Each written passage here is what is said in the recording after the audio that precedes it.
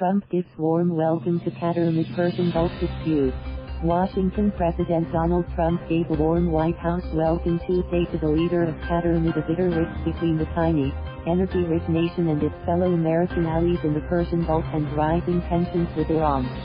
Trump clashed hands with the Emir of Qatar, Sheikh Hamad bin Hamad Al Thani, and called him a friend while recognizing the country's extensive military partnership with the U.S. and billions of dollars in purchases from American companies. They are investing very heavily in our country, Trump said. They're creating lots of jobs. They're buying tremendous amounts of military equipment, including planes. 5 commercial agreements were signed. Qatar Airways is buying 5 Boeing 777 freighters and large cabin aircraft from Gulfstream Aerospace and plans to use General Electric jet engines to power its Boeing aircraft. The White House also said the Qatari Defense Ministry will buy a missile defense system from Raytheon. In addition, Chevron Phillips Chemical and Qatar Petroleum have agreed to jointly develop a $1 billion petrochemical plant on the U.S. Gulf Coast. The price tags on the other deals, including some that have been previously announced, were not disclosed, but those familiar with the transaction said they totaled tens of billions of dollars. The Emir. This comes at a time when Trump is facing critical decisions in the Mideast. 4 Arab nations that are friendly with the United States, Bahrain, Egypt, Saudi Arabia and the United Arab Emirates have boycotted Qatar, claiming it supports extremist groups in the region.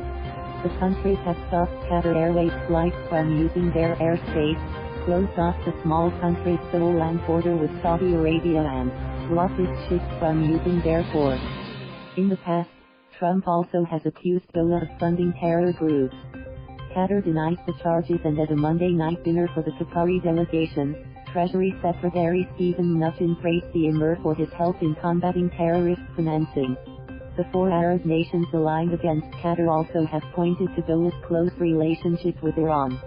Qatar restored full diplomatic ties to Iran, amid the dispute. Efforts by the U.S. and Western powers to mend the split largely have gone nowhere. Meanwhile, Iran, which is chafing under U.S. economic sanctions, has begun enriching uranium in violation of the 2015 nuclear deal. The deal has been unraveling since Trump pulled the U.S. out of the agreement. Finding ways to counter Iran will be a priority when Secretary of State Mike Pompeo meets with the Emir on Wednesday. Qatar is home to the forward headquarters of the U.S. military Central Command. The sprawling Al Aviv Air Base is home to some 10,000 American troops.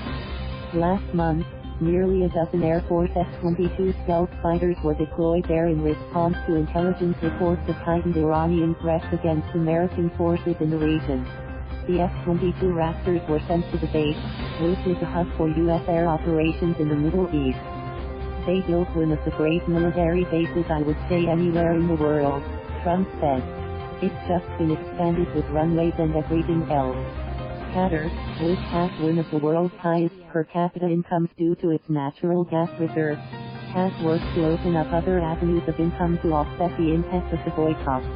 We have a lot of investments in the U.S., the Emir said. We trust the economy here.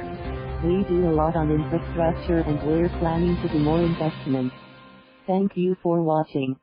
Please subscribe.